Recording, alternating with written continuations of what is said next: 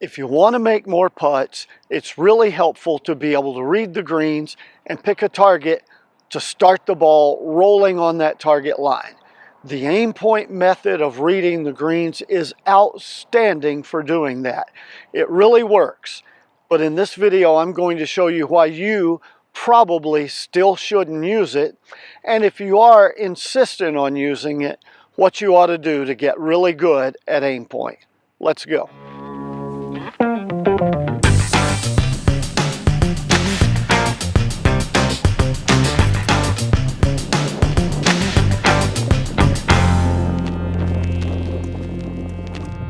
So the Aimpoint green reading method is very accurate. It was kind of discovered accidentally. You know, you've seen on TV, they show you the track or the line for putts when the professionals are playing, and it shows a track that maybe is 3 or 4 balls wide, depending on the speed, where the ball's going to go. And sure enough, you watch and it works. The folks who discovered that were the people who did the laser mapping and figuring out the slope on the greens and mapping those greens with a laser level so they could see the curve and the line, the break. And they accidentally discovered while doing that, you know, if this is a 2% break, that somehow or another you could hold up 2 fingers at one edge of the hole and it would give you, at the outside of that second finger, if it's a 2% slope, you could hold up 2 fingers and get an aiming point or a target just outside the second finger. And if you hit the ball at the right speed, it would break into the hole. Purely almost a kind of an accidental discovery. And they thought, wow, we could teach people how to use that to pick an aim point or a start line for their putter. That's how Aimpoint was invented, and on the channel I've done 2 videos in the past that have gotten lots of popularity and lots of views. One on Aimpoint, does it work, and how to do it. It's a very basic low-level primer. The second one on lessons that I learned that have helped my putting from studying and practicing with Aimpoint a little bit.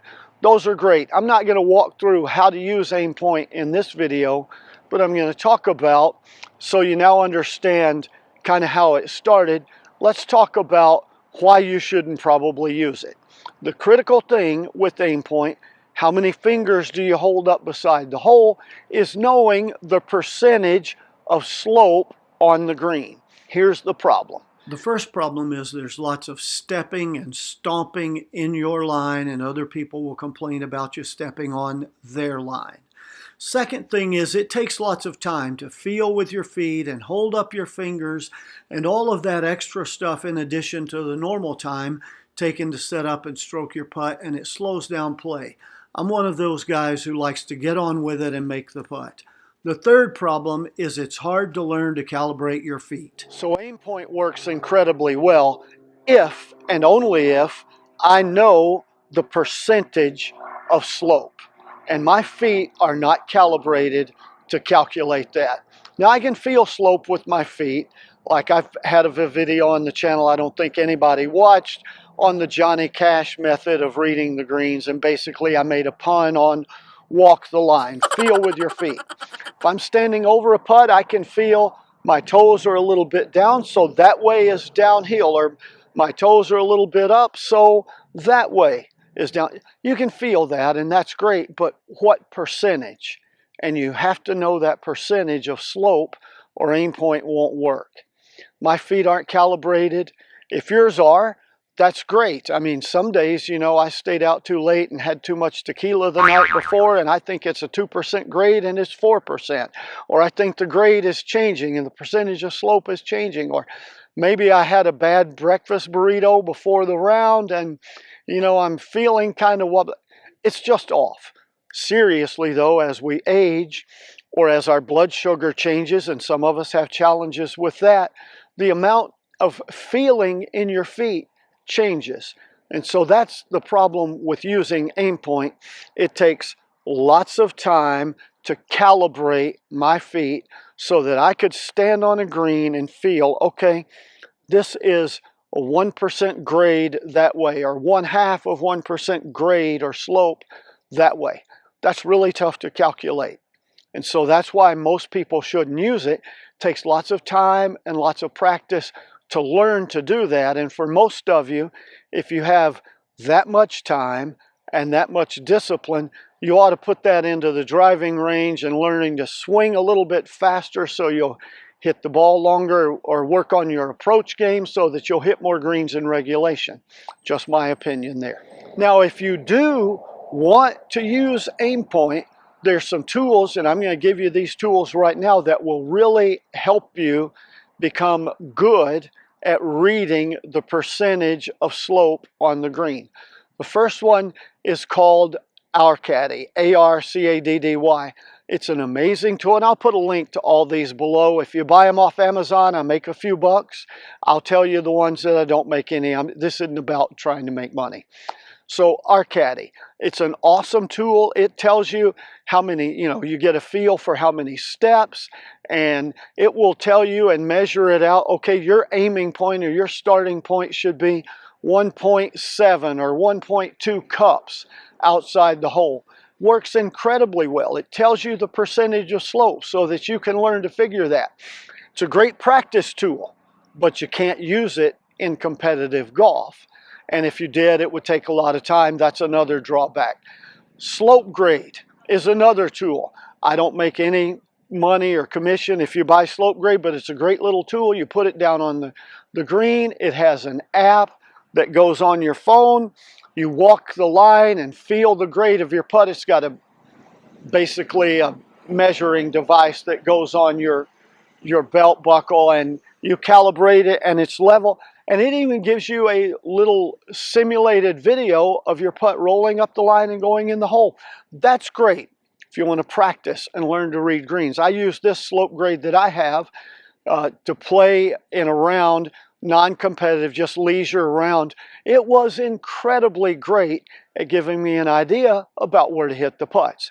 But again, takes too much time to use in a real round. If there's other people on the course, you don't want them waiting. And it's a practice aid. You can't use it in the real world.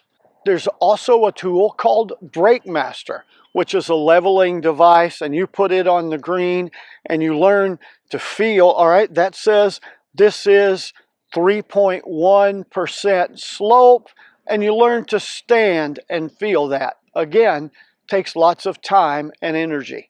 There are different levels that you can buy. The old-fashioned carpenter's level, they make them now with a digital inclinometer, or inclinometer, however you pronounce that, on there. So it tells you the percentage of slope.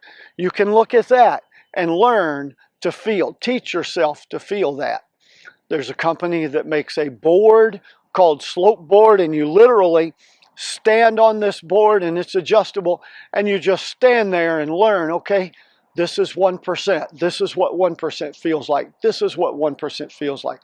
This, and on and on. So there are lots of tools that you can use to practice and get the feel for percentage of slope. Then you can take that to the course and use Aimpoint. But it's a long, hard learning curve.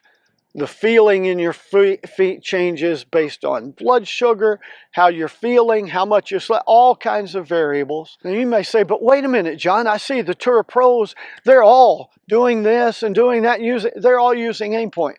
Well, they have lots of time to practice. Here's the other thing. They have a caddy who's walked the course and knows the slope and the pin position for this day.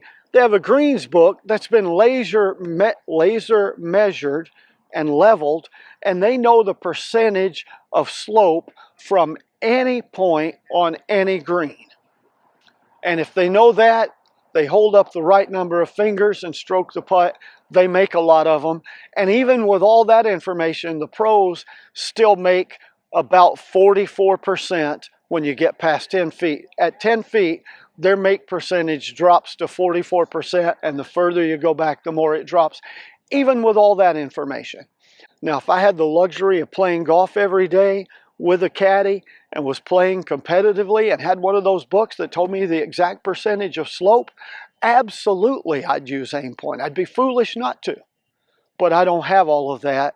and I don't have the ability to feel that much that well with my feet. If you do, use it. If not, subscribe, give this video a thumbs up, share it with some of your friends. Learn some of the other methods for reading greens. You always need several in your pocket anyway. And until next time, here's to you making more putts.